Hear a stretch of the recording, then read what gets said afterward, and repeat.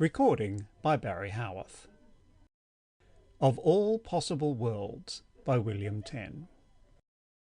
It was a good job, and Mac's album knew whom he had to thank for it, his great-grandfather. "Good old Giovanni Albini," he muttered as he hurried into the laboratory slightly ahead of the escorting technicians, all of them, despite the excitement of the moment, remembering to bob their heads deferentially at the half-dozen full-fleshed and hard-faced men lolling on the couches that had been set up around the time machine. He shrugged rapidly out of his rags, as he had been instructed in the anteroom, and stepped into the housing of the enormous mechanism. This was the first time he had seen it since he had been taught how to operate it on a dummy model, and now he stared at the great transparent coils and the susurrating energy bubble with much respect. This machine, the pride and hope of 2089, was something almost outside his powers of comprehension. But Max Alban knew how to run it, and he knew, roughly, what it was supposed to accomplish. He knew also that this was the first backward journey of any great duration, and being scientifically unpredictable might well be the death of him. "Good old Giovanni Albini," he muttered again affectionately.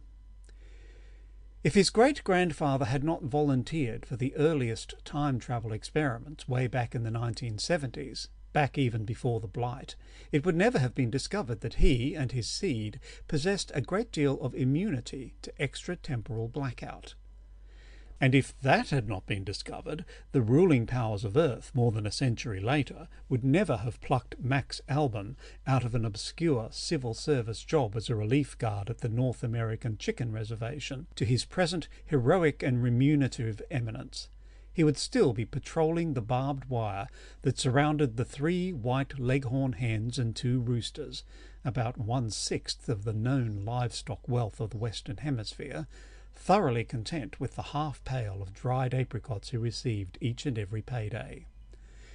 No, if his great-grandfather had not demonstrated long ago his unique capacity for remaining conscious during time travel, Max Alban would not now be shifting from foot to foot in a physics laboratory, facing the black market kings of the world and awaiting their final instructions with an uncertain and submissive grin.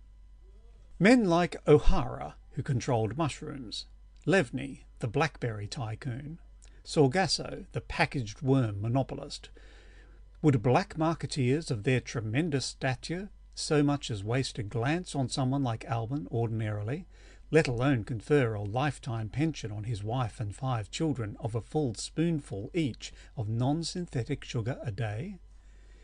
Even if he didn't come back, his family was provided for like almost no other family on Earth. This was a damn good job, and he was lucky.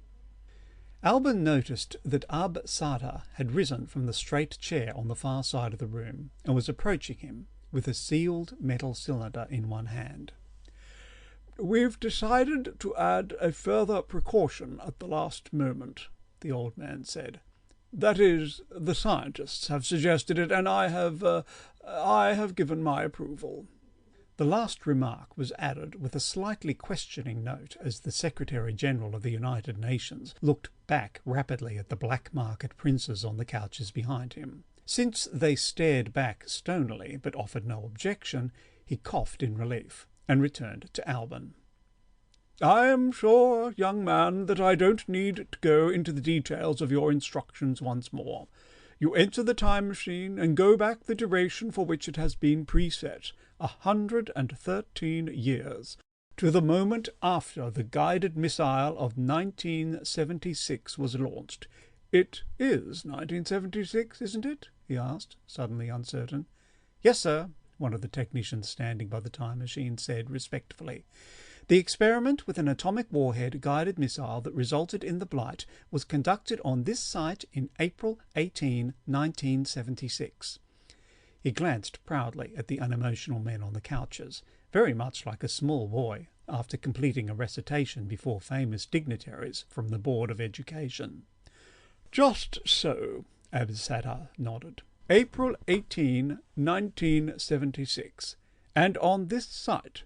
You see, young man, you will materialize at the very moment and on the very spot where the remote control station handling the missile was, handling the missile. You will be in a superb position, to deflect the missile in its downward course and alter human history for the better. Very much for the better. Yes. He paused, having evidently stumbled out of his thought sequence. And he pulls the red switch toward him. Gomez, the dandelion root magnate, reminded him sharply, impatiently. Ah, yes, the red switch. He pulls the little red switch toward him. Thank you, Mr. Gomez. Thank you very much, sir. He pulls the little red switch on the green instrument panel toward him, thus preventing the error that caused the missile to explode in the Brazilian jungle and causing it, instead, to explode somewhere in the mid-Pacific as originally planned. The Secretary-General of the United Nations beamed. Thus preventing the blight, making it non-existent, as it were, producing a present-day world in which the blight never occurred. That is correct, is it not, gentlemen? He asked, turning anxiously again. None of the half-dozen men on couches deigned to answer him, and Alban kept his eyes deferentially in their direction too, as he had throughout this period of last-minute instruction. He knew who ruled his world. These stolid, well-fed men in clean garments, with a minimum of patches, and, where patches occurred, at least they were the colour of the surrounding cloth. Sartre might be Secretary-General of the United Nations, but that was still a civil service job, only a few social notches higher than a chicken guard. His clothes were fully as ragged, fully as multicoloured as those that Alban had stepped out of, and the gnawing in his stomach was no doubt almost as great. You understand, do you not, young man, that if anything goes wrong, Sartre asked, his head nodded tremulously and anticipating the answer, if anything unexpected, unprepared for occurs, you are not to continue with the experiment, but return immediately? He understands everything he has to understand, Gomez told him. Let's get this thing moving. The old man smiled again. Yes, of course, Mr. Gomez. He came up to where Alban stood in the entrance of the time machine and handed the sealed metal cylinder to him. This is the precaution the scientists have just added. When you arrive at your destination, just before materializing, you will release it into the surrounding temporal medium. Our purpose here, as you no doubt... Livni sat up on his couch and snapped his fingers peremptorily. I just heard Gomez tell you to get this thing moving, Sartre, and it isn't moving. We're busy men. We've wasted enough time. I was just trying to explain a crucial final fact, the Secretary-General apologized. A fact which may be highly... You've explained enough facts. Livni turned to the man inside the time machine. Hey, fella, you, move. Max Alban gulped and nodded violently. He darted to the rear of the machine and turned the dial which activated it. Flick! It was a good job, and Mac Alban knew whom he had to thank for it. His great-grandfather. Good old Giovanni Albini, he laughed, as he looked at the morose faces of his two colleagues. Bob Skeet and Hugo Honeck had done as much as he to build the tiny time machine in the secret lab under the helicopter garage, and they were fully as eager to go, but, unfortunately for them, they were not descended from the right ancestor. Leisurely he unzipped the richly embroidered garment that, as the father of two children, he was privileged to wear, and wriggled into the housing of the complex little mechanism. This was hardly the first time he had seen it, since he had been helping to build the device from the moment Honeck had nodded and risen from the drafting board, and now he barely wasted a glance on the thumb-sized translucent coils growing out of the almost microscopic energy bubbles which powered them. This machine was the last hope of 2089, even if the world of 2089 as a whole did not know of its existence, and would try to prevent its being put into operation. But it meant a lot more to Mac Alban than merely saving a world. It meant an adventurous mission with the risk of death. Good old Giovanni Albini, he laughed again happily. If his great-grandfather had not volunteered for the earliest time travel experiments way back in the 1970s, back even before the epidemic, it would never have been discovered that he and his seed possessed a great deal of immunity to extratemporal blackout. And if that had not been discovered, the Albans would not have become physicists under the passage of the United Nations law that everyone on Earth, absolutely without exception, had to choose a branch of research science in which to specialise. In the flabby, careful, life-guarding world that Earth had become, Max Alban would never have been reluctantly selected by his two co-workers as the one to carry the forbidden banner of dangerous experiment. No, if his great-grandfather had not demonstrated long ago his unique capacity for remaining conscious during time travel, Max Alban would probably be a biologist today, like almost everyone else on Earth, laboriously working out dreary gene problems instead of embarking on the greatest adventure man had known to date. Even if he didn't come back, he had at last found a socially useful escape from genetic responsibility to humanity in general, and his own family in particular. This was a damn good job, and he was lucky. "Wait a minute, Mac," Skeet said, and crossed to the other side of the narrow laboratory. Albert and Honeck watched him stuff several sheets of paper into a small metal box which he closed without locking. "You will take care of yourself, won't you, Mac?" Hugo Honeck pleaded. "Any time you feel like taking an unnecessary risk, remember that Bob and I will have to stand trial if you don't come back. We might be sentenced to complete loss of professional status and spend the rest of our lives supervising robot factories." "Oh, it won't be that bad," Alban reassured him, absent-mindedly, from where he lay contorted inside the time machine. He watched Skeet coming towards him with the box. Honeck shrugged his shoulders. "It might be a lot worse than even that, and you know it. The disappearance of a two-time father is going to leave an awful big vacancy in the world. One-timers, like Bob and me, are all over the place. If either of us dropped out of sight, it wouldn't cause nearly as much uproar." "But Bob and you both tried to operate the machine," Alban reminded him, "and you blacked out after a 15-second temporal displacement. So I'm the only chance, the only way to stop the human race from dwindling and dwindling until it hits absolute zero, like that fat old Security Council seems willing for it to do." "Take it easy, Mac," Bob Skeet said, as he handed the metal box to Alban. "The Security Council is just trying to solve the problems in their way, the conservative way, a worldwide concentration on genetics research coupled with the maximum preservation of existing human lives, especially those that have a high reproductive potential. We three disagree with them. We've been skulking down here nights to solve it our way, and ours is a radical approach and plenty risky. That's the reason for the metal box. Trying to cover one more explosive possibility." Alban turned it around curiously. "How?" "I sat up all night writing the manuscript that's inside it. Look, Mac, when you go back to the guided missile experiment of 1976 and push that red switch away from you, a lot of other things are going to happen than just deflecting the missile so that it will explode in the Brazilian jungle instead of the Pacific Ocean. Sure, I know, if it explodes in the jungle, the epidemic doesn't occur. No Shapiro's mumps."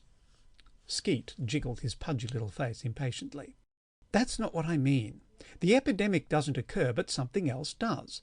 A new world, a different 2089, an alternate time sequence. It'll be a world in which humanity has a better chance to survive, but it'll be one with problems of its own. Maybe tough problems. Maybe the problems will be tough enough so that they'll get the same idea we did and try to go back to the same point in time to change them." Alban laughed. "That's just looking for trouble." "Maybe it is, but it's my job.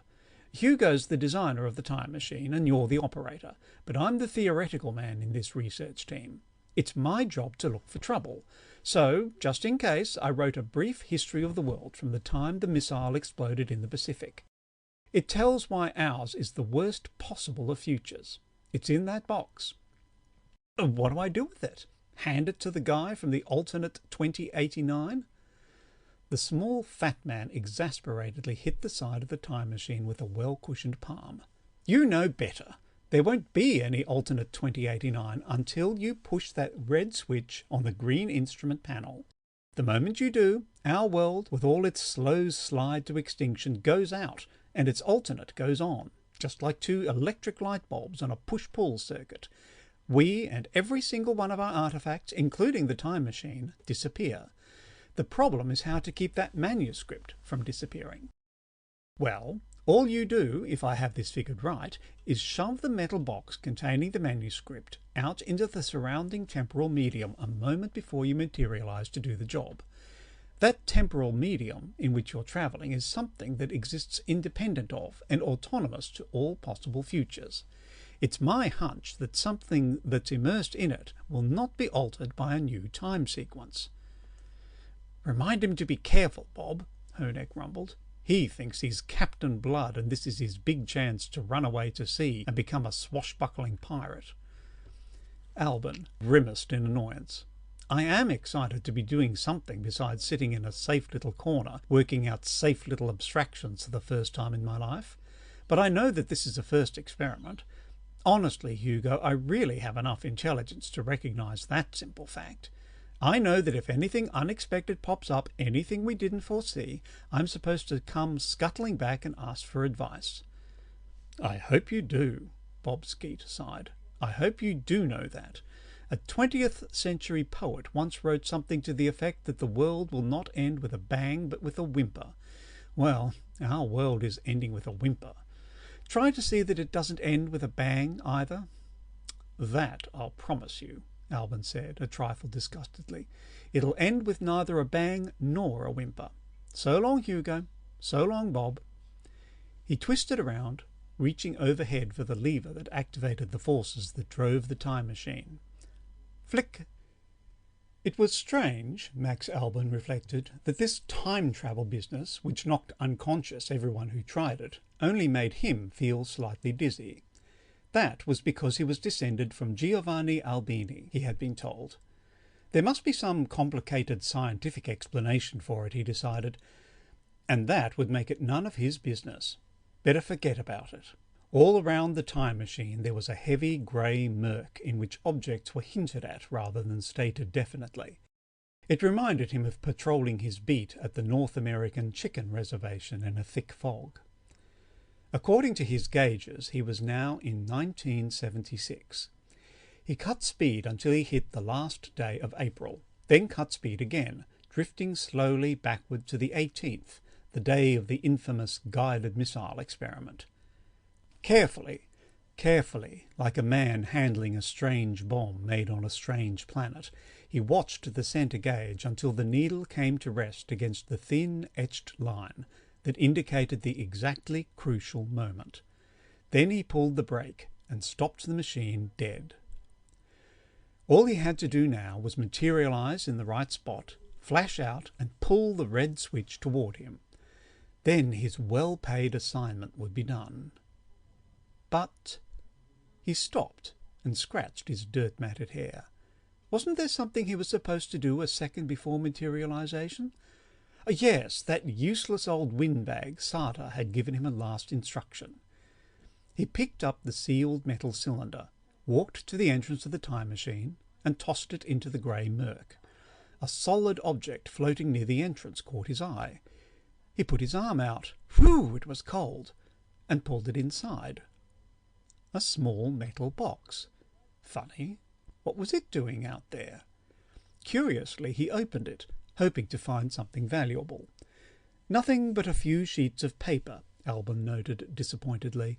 He began to read them slowly, very slowly, for the manuscript was full of a lot of long and complicated words, like a letter from one bookworm scientist to another.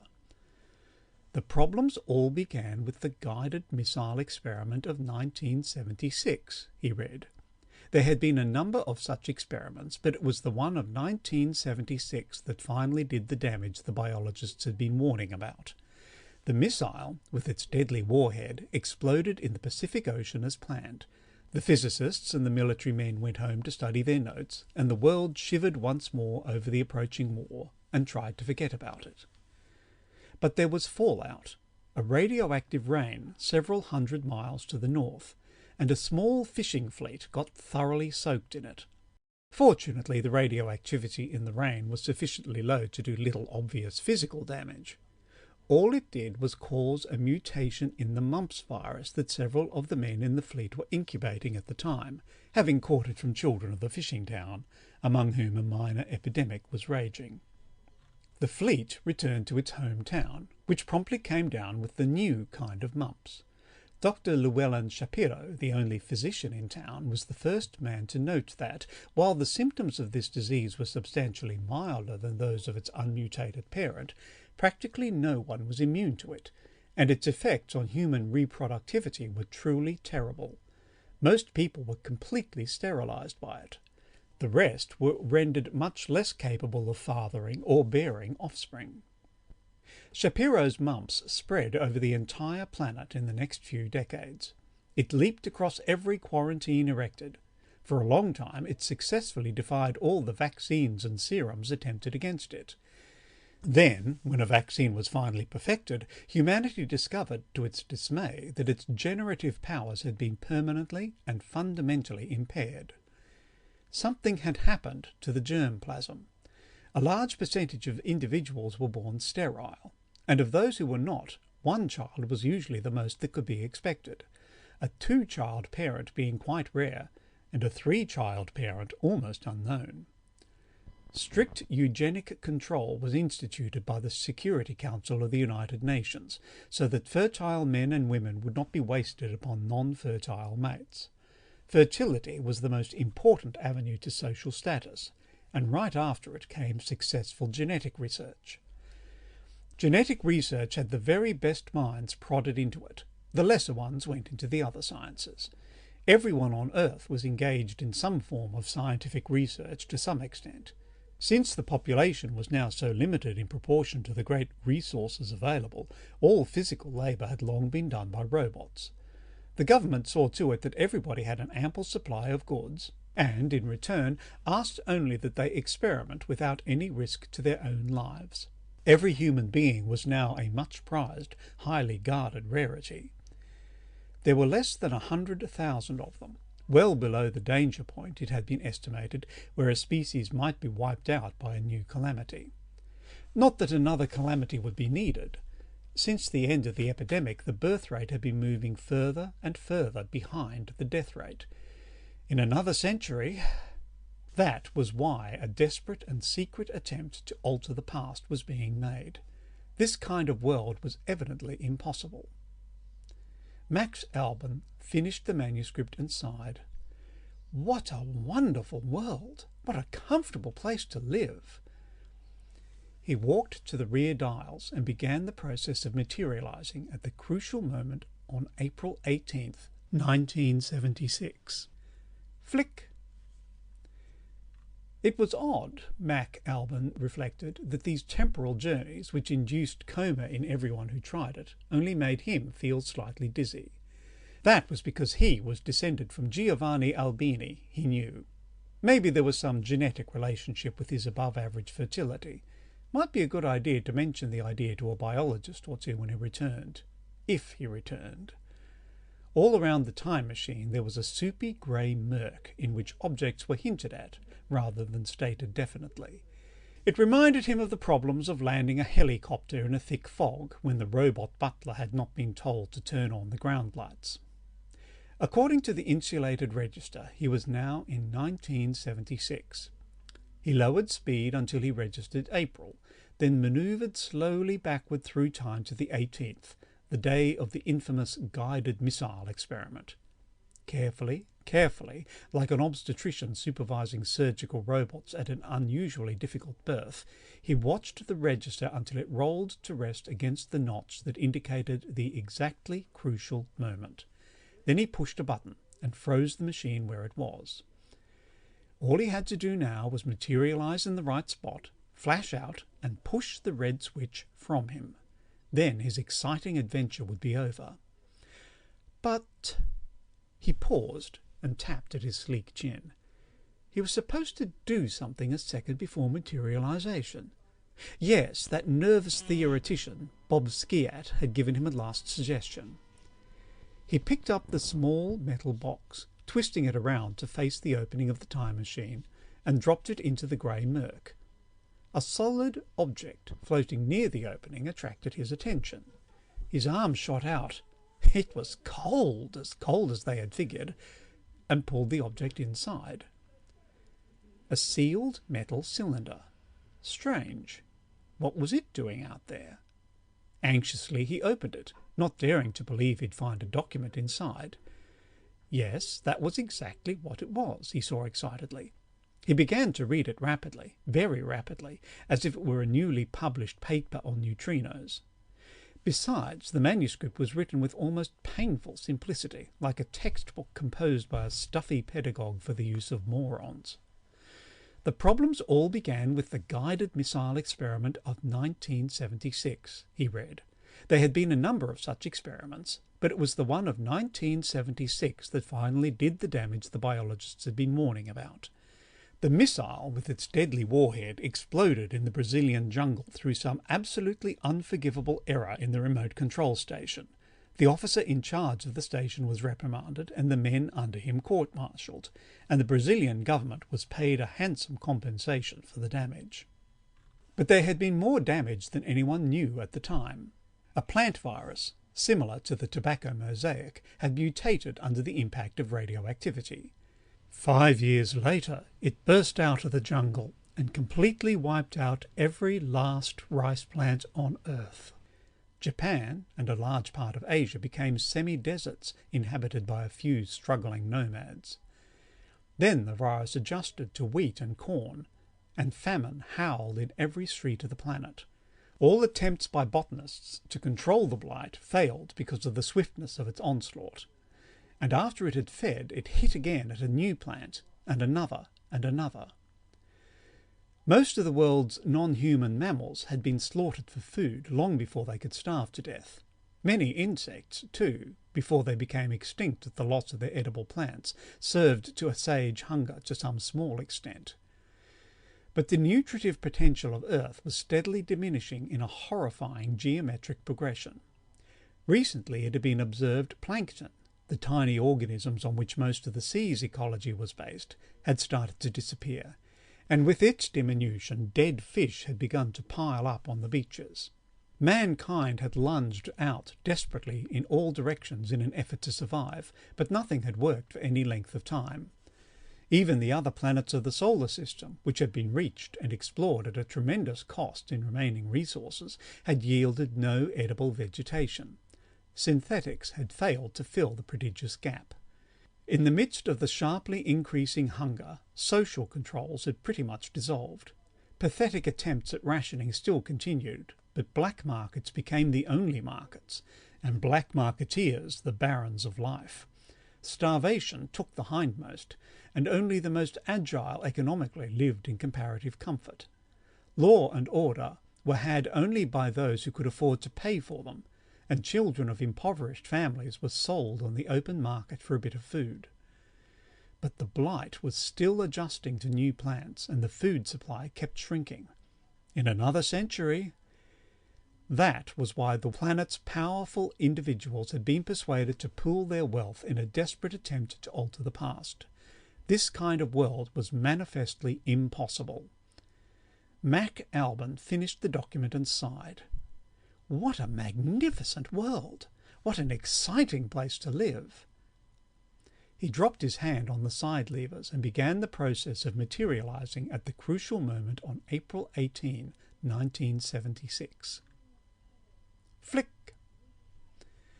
As the equipment of the remote control station began to take on a blurred reality all around him, Max Alban felt a bit of fear at what he was doing.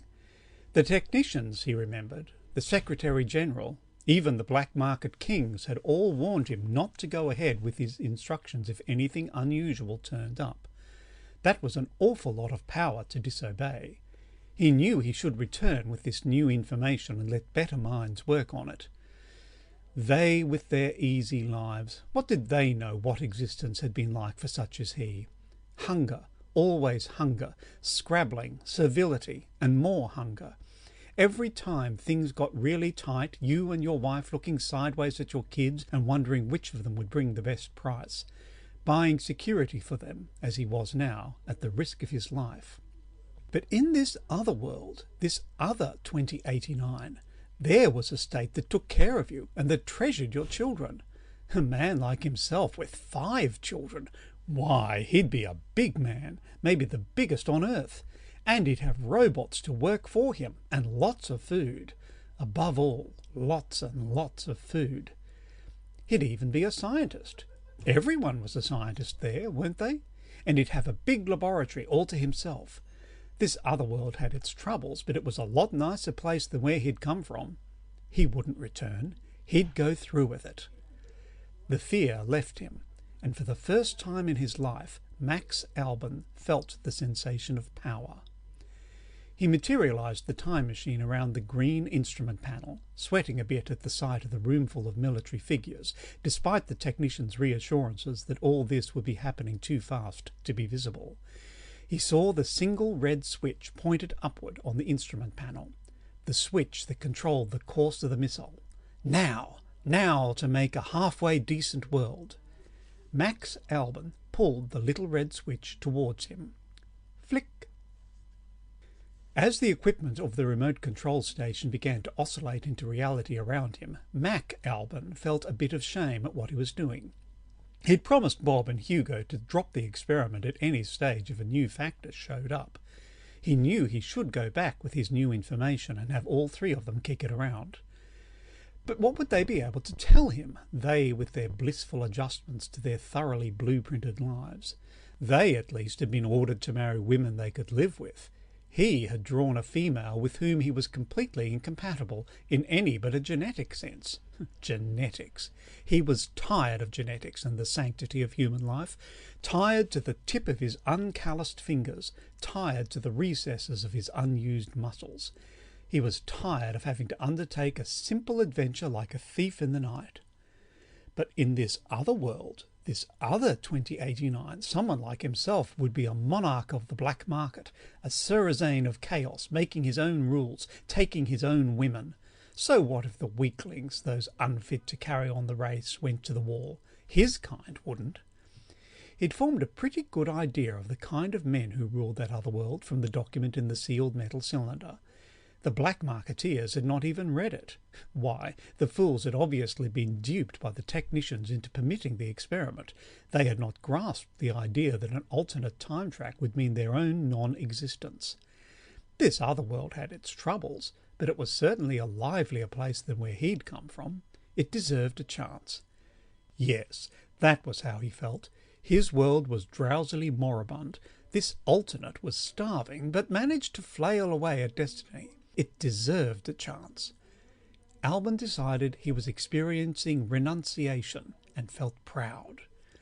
He materialized the time machine around the green instrument panel, disregarding the roomful of military figures, since he knew they could not see him. The single red switch pointed downward on the instrument panel. That was the gimmick that controlled the course of the missile. Now to make a halfway interesting world. Mac Alban pushed the little red switch from him. Flick! Now to make a halfway decent world. Max Alban pulled the little red switch toward him. Flick! Now to make a halfway interesting world. Mac Alban pushed the little red switch from him. Flick! Pulled the little red switch towards him. Flick! Pushed the little red switch from him. Flick! Toward him. Flick! From him. Flick! End of All Possible Worlds by William Tenn. Recording by Barry Howarth, Brisbane, Australia.